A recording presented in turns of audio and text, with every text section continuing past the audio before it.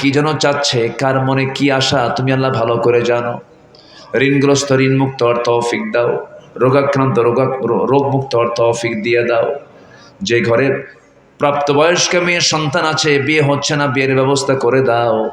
আয় আল্লাহ তাআলা, অশান্তি তুমি আল্লাহ দূর করে দাও, পুঁজিতে বরকত দিয়ে দাও। আয় আল্লাহ তাআলা, গোটা পৃথিবীর মুসলমানদের পায়ের তলায় মাটি নাই, বাইতুল আকসাকে তুমি আল্লাহ মুসলমানদের হাতে তুলে দাও। আল্লাহ, গাজা একটা মৃত্যুর জনপদ হয়ে গেছে, গাজাকে বাঁচাও। আল্লাহ, আমরা খাবার পাই, আমরা পানি পাই, তারা তো খাবার। আনফুসানা ওয়া ইল্লাম তাগফির লানা ওয়া তারহামনা লানাকুনান্না মিনাল খাসিরিন। রব্বানা লা তুযিগ কুলুবানা বা'দা ইয হাদাইতানা ওয়া হাব লানা মিন লাদুনকা রাহমাতান ইন্নাকা আনতাল ওয়াহ্হাব। আল্লাহ তাআলা, হাজারো মুসলমান নরনারী নিয়া তোমার কালামের 2-3টা আয়াতকে সামনে রেখে তোমার বলে দেওয়া পথভ্রষ্টতার কারণগুলো কি কি, এই বিষয়গুলোকে ফাইন্ড আউট করে তোমার পছন্দের গোলামদের জীবন থেকে কিছু কথা বলেছি, তোমার কালাম থেকে কিছু কথা বলেছি। আয় আল্লাহ তাআলা, সে শান্তে সে কাঙ্গাল ফিকারির মতো দুটো হাত পেতেছি। আল্লাহ, গুনার দিকে নজর দিও না, বান্দা মনে করে তামাম জীবনের সমস্ত গুনাহগুলোকে মেহেরবানি করে মাফ করে দাও। জনম দুঃখিনী মা, জনম দুঃখী বাপজান যারা চলে গেলেন, জিন্দেগির গুনাহগুলো মাফ করে দাও, কবরগুলোকে জান্নাতের টুকরা বানায়া দাও।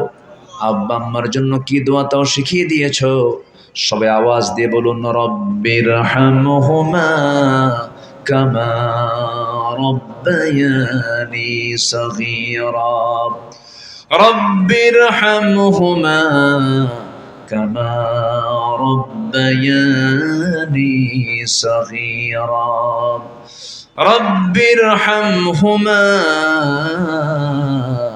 কামা রব্বায়ানি সগীরা।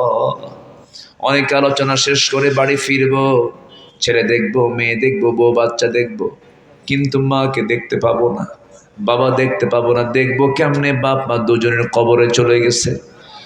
ও আল্লাহ, পৃথিবীর সব ডাকের মধ্যে মধু আছে, কিন্তু বাপ মার ডাকের মধ্যে যে তৃপ্তি আছে, যে মজা আছে, এমন মজা পৃথিবীর কোনো ডাকের মধ্যে নাই রে আল্লাহ।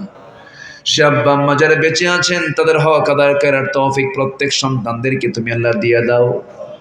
বিশেষ করে মাহফিলের আয়োজন করলেন যারা, শোনার জন্য কষ্ট করে আসলেন যারা, মেহেরবানি করে কিয়ামতের কঠিন ময়দানে মাহফিলটা সবার জন্য নাজাতের কারণ বানিয়ে দিও আল্লাহ। আল্লাহ তাআলা, তোমার বান্দাগুলোকে নিয়ে এমন সময় হাত তুলেছি যে সময়টা মধ্যরাত হয়ে গেছে, দোয়া কবুলের সময় হয়ে গেছে। মেহেরবানি করে যার যা চাওয়া তুমি আল্লাহ পাওয়া করে দিও। জরুনের প্রত্যেকটা ঘরকে ইসলামের দুর্গ বানায় দাও, ঘরে ঘরে খালিদ বিন ওয়ালিদ পয়দা করে দাও, ঘরে ঘরে আয়েশা খাদিজা সুমাইয়ার মতো মা তুমি আল্লাহ পয়দা করে দাও। আয় আল্লাহ তাআলা, সুজলা সুফলা শস্য শ্যামলা 56,000 বর্গ মাইলের সোনার বাংলাদেশ, গোটা পৃথিবীর ভূখণ্ডে সবুজ ভূখণ্ডকে তুমি আল্লাহ দিনের জন্য কবুল করে নাও, কোরআনের জন্য কবুল করে নাও। সকল প্রকার ষড়যন্ত্র থেকে বাংলার জমিনকে তুমি আল্লাহ হেফাজত করো। আয় আল্লাহ তাআলা, মেহেরবানি করে তোমার কাছে ফরিয়াদ করি, তোমার বান্দাগুলো মনে মনে কি যেন চাচ্ছে, কার মনে কি আশা তুমি আল্লাহ ভালো করে জানো। ঋণগ্রস্ত ঋণ মুক্ত হওয়ার তৌফিক দাও, রোগাক্রান্ত রোগ মুক্ত হওয়ার তৌফিক দিয়ে দাও। যে ঘরে প্রাপ্তবয়স্ক মেয়ে সন্তান আছে, বিয়ে হচ্ছে না, বিয়ের ব্যবস্থা করে দাও। আয় আল্লাহ তাআলা, অশান্তি তুমি আল্লাহ দূর করে দাও, পুঁজিতে বরকত দিয়ে দাও। আয় আল্লাহ তাআলা, গোটা পৃথিবীর মুসলমানদের পায়ের তলায় মাটি নাই, বাইতুল আকসাকে তুমি আল্লাহ মুসলমানদের হাতে তুলে দাও। আল্লাহ, গাজা একটা মৃত্যুর জনপদ হয়ে গেছে, গাজাকে বাঁচাও। আল্লাহ, আমরা খাবার পাই, আমরা পানি পাই, তারা তো খাবার দূরের কথা পানিটা পর্যন্ত পায় না। আল্লাহ, গোটা আরবের ভিতরে আরবরা খাবারগুলো সব না খেতে পেরে সব নষ্ট করে ফেলছে, খাবার নষ্ট হয়ে যাচ্ছে। একই আরবের ভিতরে ছোট্ট একটা জায়গা গাজার মুসলমানদের পাশে আজকে কেউ নাই। কাশ্মীরকে বাঁচাও, গাজাকে বাঁচাও, ফিলিস্তিনকে তুমি আল্লাহ মুসলমানদের হাতে তুলে দাও।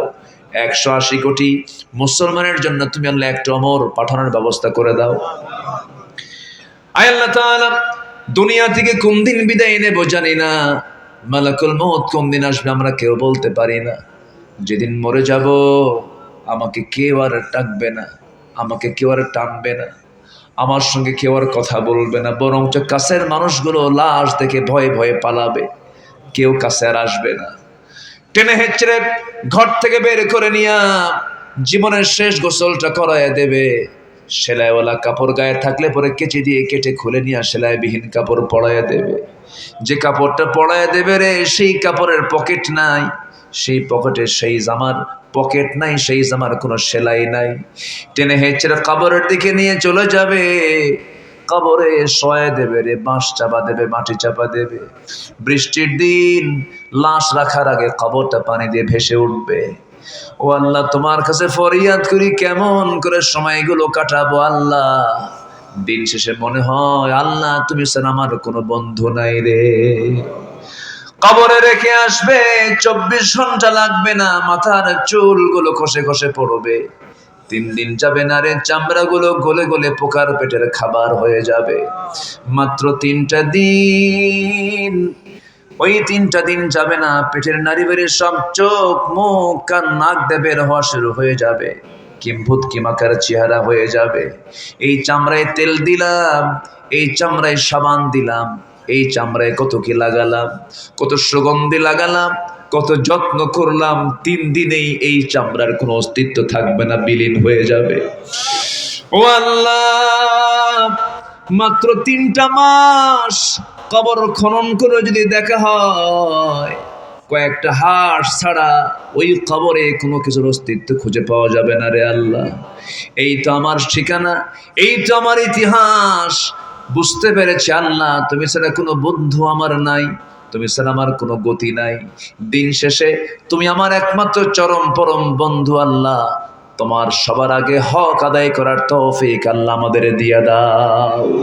মওতের সময় জবানে জারি করে দিও কালেজে কালেমা তাইয়্যিবা লা ইলাহা ইল্লাল্লাহ মুহাম্মাদুর রাসূলুল্লাহ।